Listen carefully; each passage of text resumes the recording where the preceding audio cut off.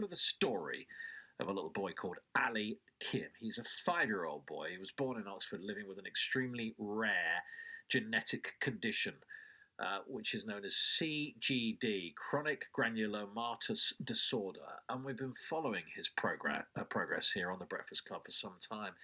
And I can bring you some good news this morning. Actually, it's great news. After an exhausting 3-year search, and against the odds were really stacked against them, a bone marrow match has finally been found in China. Ali's parents, Andrew and Judy, have been campaigning for more people to become donors, adding more than 10,000 new names to the bone marrow registry worldwide. It was a monumental task that they took on.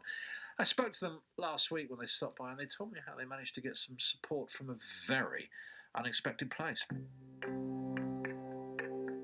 If you talk to like Anthony Nolan or DKMS, the bone marrow groups, they kind of just say like 1 in a million people that sign up end up being your match.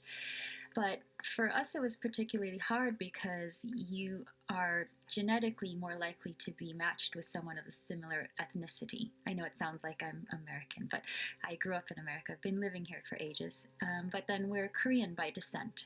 And so then we're likely to find a match of an Asian person. And Asia's slightly behind on their bone marrow donation. But you managed to sign up people, did you? You managed to get people signed up. Now, how did you do this, and how many? Because this is impressive. So we worked a lot in the UK, in America, in Korea, and we were signing up people from regardless of ethnicity. And you signed up 10,000 people, is that right? Yeah, we had over 100 live events, signed up over 10,000 people in person, and then online probably another, thousands more. Somebody knew Son Heung-min from the Tottenham, and that was really a great thing because he so kindly put on his Facebook to please donate. Son put this on his Facebook He did, page? yeah. It was amazing. We don't know him at all, but he said so kindly, please donate and help my friend Ali. It was very sweet. It's amazing. And when he posted that in Korea, it went bananas.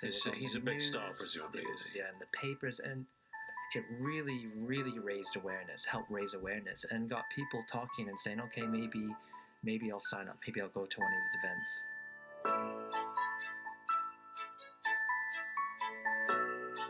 So what happens now then? Because it's still a long road ahead. Where are you right now with us? So right now, we are planning to go back to London for chemotherapy. So from that point on, he'll be in the hospital, kind of in an isolated room for the next 4 to 5 months. After chemotherapy, his body is ready to receive the new stem cells, the new bone marrow, and they'll transplant that in. Through his vein. And then it's just watching to see that it actually starts growing and that he starts recovering. And making sure he doesn't get sick in the meanwhile.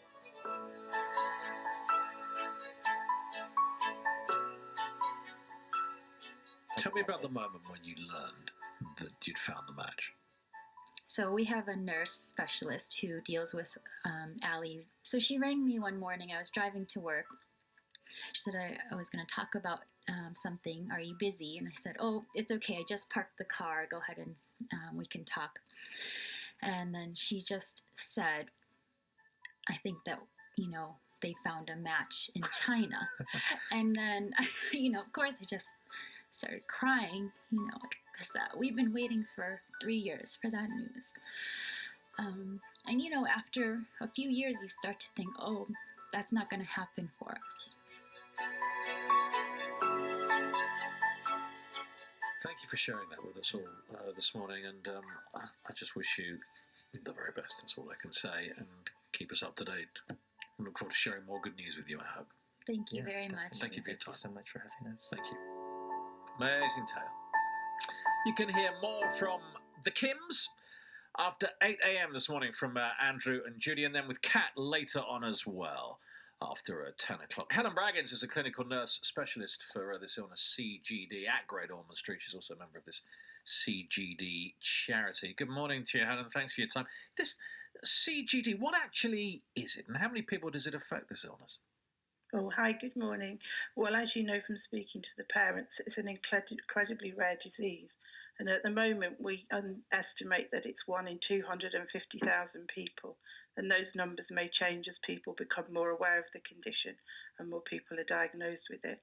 So it's basically a spelling mistake in your genetic makeup.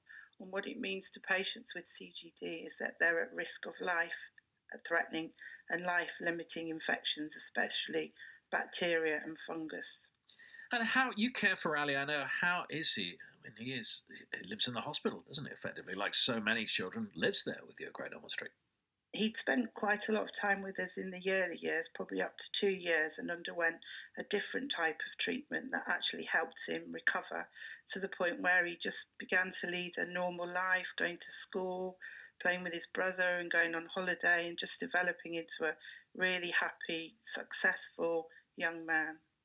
And you must have been delighted to hear that I know this by any stretch isn't the end of the story, but you must have been pleased that they found this match at last. Oh, after many, many years of searching and undertaking lots of campaigning, it was amazing to find that we'd found a donor. And we've got thanks to Anthony Nolan and the other registers for doing that, and especially that somebody we were able to collect from China.